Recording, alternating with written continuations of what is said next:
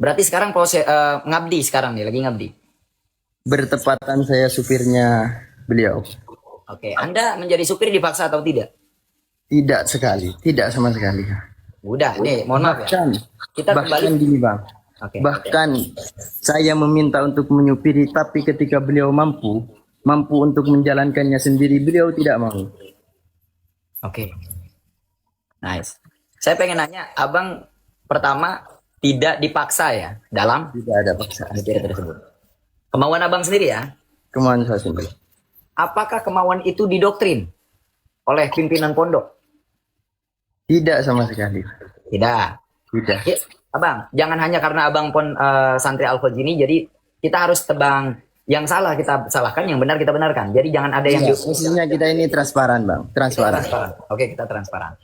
Nah, saya pengen nanya lagi, apakah santri, saya ulang pertanyaan yang tadi karena ini akan kita masukin ke video TikTok, apakah semua santri yang ada di sana diharuskan, dituntut untuk ikut kerja, ngecor dan lain sebagainya, kalau nggak ngecor bahkan dihukum misalnya, sesuai dengan apa yang dikatakan netizen? Jawab Bang. Nah, ini yang harus kita bahaskan, Kang ya. Jadi di sini ini tuntutan untuk ngecor, tuntutan untuk kerja, ini tidak ada sama sekali. Tidak ada doktrin dari para masyai, dari para pengurus, ini tidak. Oke. Melainkan keinginan kita sendiri sebagai santri untuk berkhidmat kepada pesantren, kepada ingin mendapatkan barokahnya para guru, para kiai, kan seperti itu kan.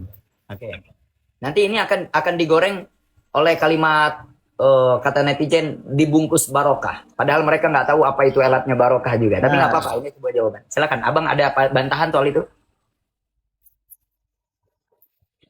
Kalau soal masalah dibungkus dengan barokah, dibungkus dengan takbir, ini dari saya sendiri dalam hati keberatan akhirnya. Karena mereka ini tidak tahu yang ada di lapangan seperti apa, yang ada di pesantren seperti apa. Cuma tahunya di video, lalu beliau ya meruangkan amarahnya gitu lah.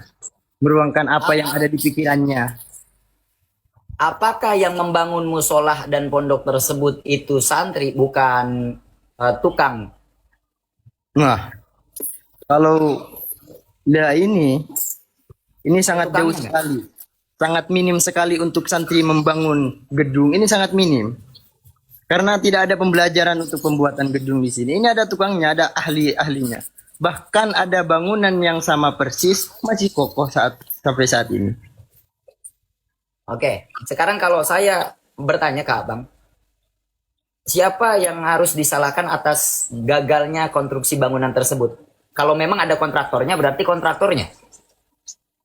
Kalau masalah pengusutan siapa yang harus bertanggung jawab, siapa yang itu saya belum tahu. Cuma pastinya kami para santri dan juga para alumni itu siap membimbing para guru-guru kami. Ya, kalau itu saya juga udah siap mendampingi lah ya, karena memang berarti yang saya begini. Dalam setiap bangunan itu kan ada ukuran, kemudian ada apa namanya teman-teman? Gambar-gambar gitu ya. Itu yang menggambar, yang mengukur, yang jadi bukan desainer, namanya apa teman-teman? Tolong ditulis di bawah.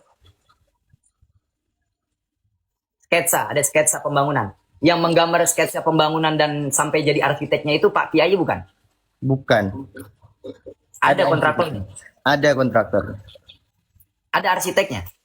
Ada arsiteknya. Nah, saya nanya lagi sama Bang. Kiai memaksa tidak, itu dibangun 4, misalnya gini, kata kontraktor, ini cukup dibangun 2 lantai, kalau 4 lantai nggak bisa, terus kiainya maksa ini 4 lantai harus gitu. Tidak bang, itu mungkin kiai ini menyetujui kalau ini bisa nggak dibangun sampai berapa lantai. Ini kan pastinya kita sebagai yang memerintah ini sudah menyiapkan dari pertama ini mau dibangun berapa lantai. Soalnya ini bangunan baru. Oke, siap. Nah, pertanyaan saya berikutnya, Abang ada nggak pada kejadian rubuhnya musola tersebut? Ada bang. Coba gimana yang cerita kronologinya? Sebenarnya kronologi yang harus kita semua tahu, silakan. Kalau keberadaan saya sendiri ini bertepatan di kamar supir di parkiran, belakang musola. Oke. Lah dan waktu kejadian, itu sudah ada bangunan lantai bawahnya ini yang nggak kuat. Oke. Jadi pas ini nggak ada apa-apa bang, langsung bruk dar gitu. Nggak ada goyang dulu seperti yang diberitakan netizen. Enggak, goyang-goyang itu cuma beberapa saat saja bang. Yang di atas jebol, yang bawah ikut jebol. Oke. Jadi santri ini keadaan ketika sholat. Mungkin kalau santri ini keadaan ketika berzikir itu masih ada harapan untuk dia lari. Dari 170 sekian korban, 57-nya wafat. Apa tanggapan wali santri? Wali santri menanggapi masalah ini, anaknya meninggal dunia ini, masya Allah, kan kebanyakan orang Madura di sini.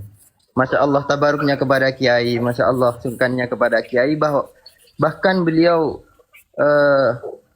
dari santunan yang diberikan oleh pondok pesantren, santunan yang diberikan oleh apa namanya, oleh para masyayikh itu dikembalikan lagi untuk pesantren, bang. Saking ikhlas Santunan ridhonya. dari semua korban. Dari semua korban. Oke. Apa harapan dari Al-Khozini khususnya santri kepada teman-teman di sosial media yang nggak tahu bagaimana terjadinya, kemudian juga apa yang sebenarnya di sana terjadi dan dilakukan. Kita hanya melihat di sosial media dan mengkritisi dan lain sebagainya. Silakan.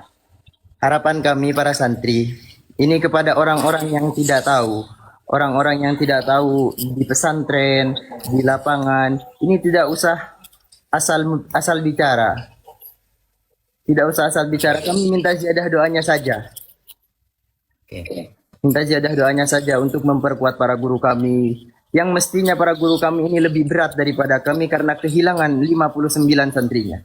59 bagian jiwanya. Iya, cuma itu. Apa yang